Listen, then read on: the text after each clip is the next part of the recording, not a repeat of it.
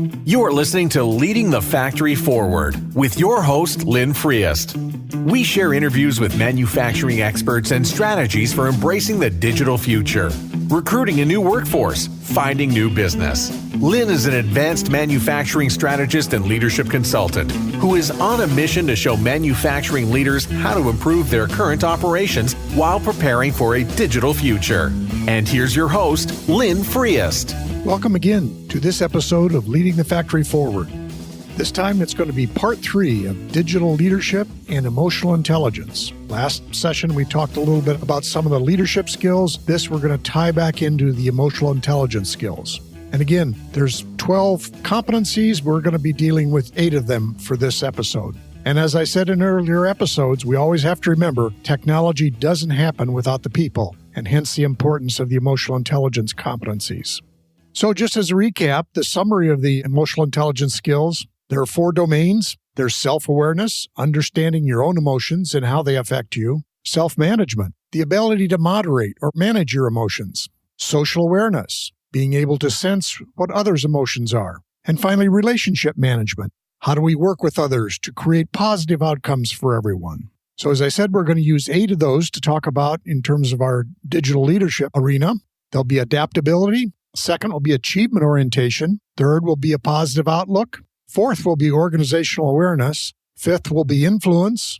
Sixth will be conflict management. Seventh will be teamwork. And the 8th one will be inspirational leadership. So again, some of the key ideas here are leadership has had common skills for over 2,500 years, but some of them we now understand differently or better, and there are new considerations as we talk about implementing technology. So jumping right into competency 1, adaptability. Adaptability is how we can adjust and respond to change. Life is always fast and busy. Change is happening more quickly and can be more disruptive every day.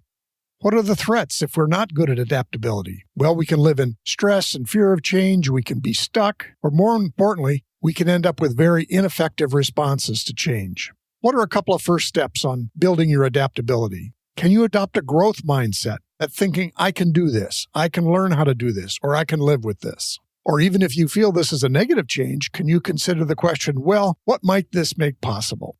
Competency 2, achievement orientation. Well, as any leader, we want to meet challenging goals. We want to make a difference in the world. We want to work with others to create a better future. We want to win. Well, to thrive, we need to be both improving ourselves and our teams and our organizations. So without compelling goals or targets, things tend to end up staying the same, and we're really not going to be effective in the future. What are the threats if we don't have achievement orientation? Well, if we're not creating the future and achieving goals, then we can simply become victims to the world that's happening around us. Or we may find ourselves repeating past actions and habits that haven't been effective and in fact will end our business for us. So what are a couple first things? Do your goals have measures or milestones to demonstrate progress to yourself and, more importantly, to your team? How do you feel about the process or path for achieving a goal? And is the work that you see and your team sees compelling enough to keep you moving forward? Do you have small wins that can give you the sense of progress towards that maybe long-term goal? Competency 3, a positive outlook. Again, it's having a positive feeling towards people, situations, and events. It's having a growth mindset, feeling that both you and others can grow and improve. It's considering what might be possible and not just what's wrong. It's leading your factory and organization more warmly, looking for new opportunities and not simply talking about budget cuts and headcount reductions. Again, a positive outlook leads to positive emotions. Your mindset can really influence how you literally feel. And it helps you to become more resilient when you face things the currents are running against you in some sense. And again, your mindset will help determine your team's mindset also. So what are the threats if you don't have that positive outlook? Well, anger and fear in yourself and others leads to poor performance and disengagement. A negative outlook tends to drive people to freeze up, not move forward, not be engaged in the work you need to do. And then you're even less able to see and manage risks appropriately. So what are the first things you might try to do? Think back on times when you approached events with a positive mindset. Did that help you get things? Did they work out better because of that? So think about things where you did have a positive mindset. And then John Maxwell has a book titled, Sometimes You Win and Sometimes You Learn. So when you've had a setback in the past, how did you recover? Or do you think about you could have recovered better from that? Competency 4, organizational awareness. understanding how work gets done beyond your formal structure, really understanding the informal networks, the power relationships, and the overall emotions at play in your organization. Knowing who the key people are to make decisions, provide communication, and really move things forward. When have you had to step into a project that was floundering and nobody seemed to even know why things weren't working well? Do you know who you should go to first when starting something new? Then how do you go about deciding who should be working on which elements of a task? Where are different people's strengths at? And then finding where are those informal leaders that could take on a task on your behalf. Again, as change is going on, you need informal leaders to help move things ahead in addition to your leadership. And then you need to know that you and your teams have a shared understanding of how work gets done and how you value the different things that happen in your workplace. Well, what are the things that can go sour on this? Assuming you know how things get done and then experiencing poor outcomes because you actually didn't know. Or you may overlook a key person that could really have moved something ahead in the project. So the first steps that you can do, ask people how things actually get done around here. Find out for what they have to say and what they think. You may be surprised. Ask people, who are the go-to people for our work? It'll, again, help identify those people that are really good at particular tasks. So now competency number 5, influence. It's built on having trust and credibility. In fact, there was a famous book written called Credibility. And there's 2 elements of credibility. 1 being trustworthy and 2 being competent. As I shared in an earlier thing, while I trust my minister implicitly, I don't trust him to fix my car.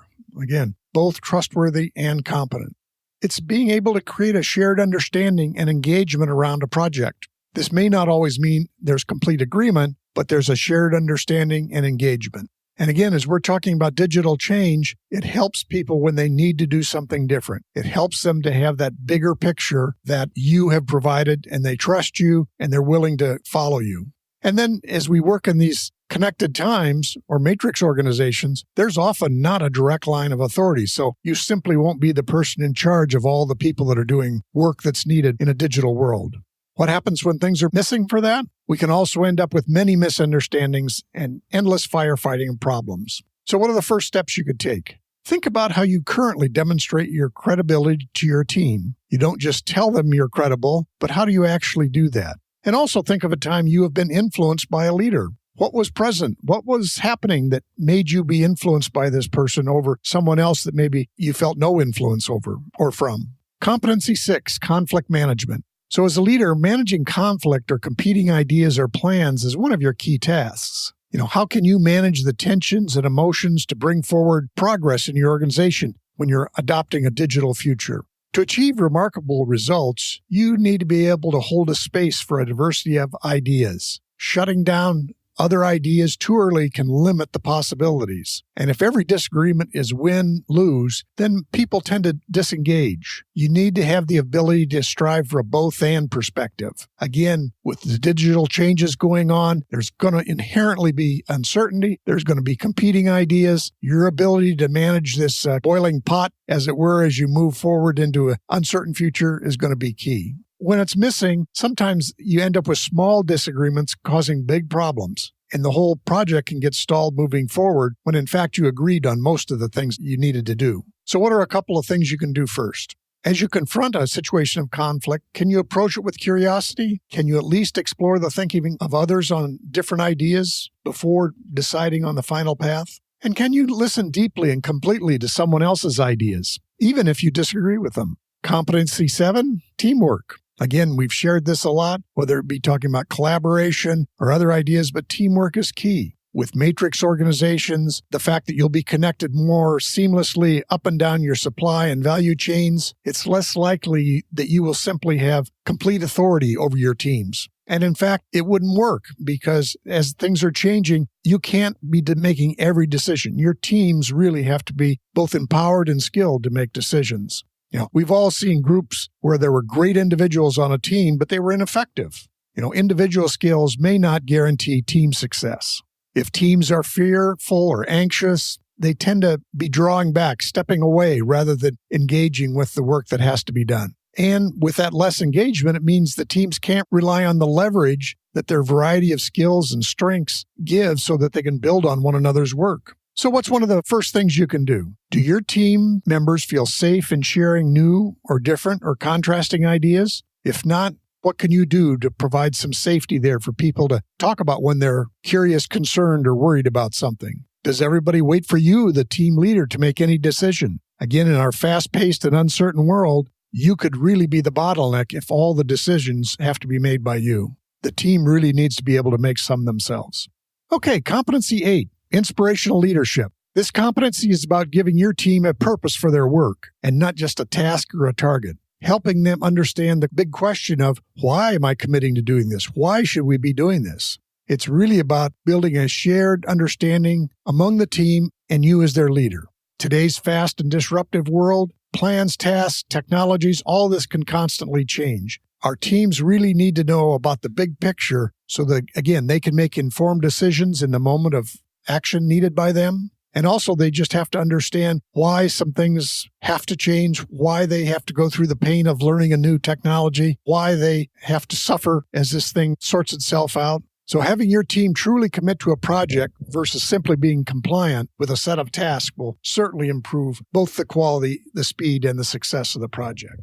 When the inevitable setbacks occur, you as a leader will have to handle them all rather than having the team handle some of them. And that's the only way you'll have some success. So in first steps, ask your team to share what they know as the purpose of your team. Does it work the same as what you know, or is there something different that they're thinking? Share your picture of the team's purpose and see what the team has to say in response.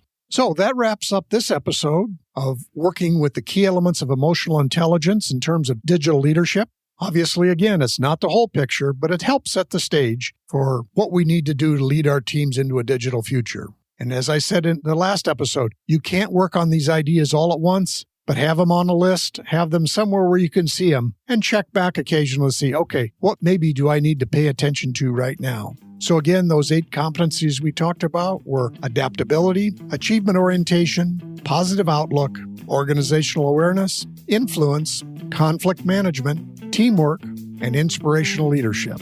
Now, in the final episode of this series, we're going to share some ideas around change leadership or change management that will help you as you lead your digital journey forward and as you deal with the inevitable uncertainties that happen there. So once again, in the show notes and on my website will be additional resource links that inform my thinking and that can help you with your development. Thanks again for listening.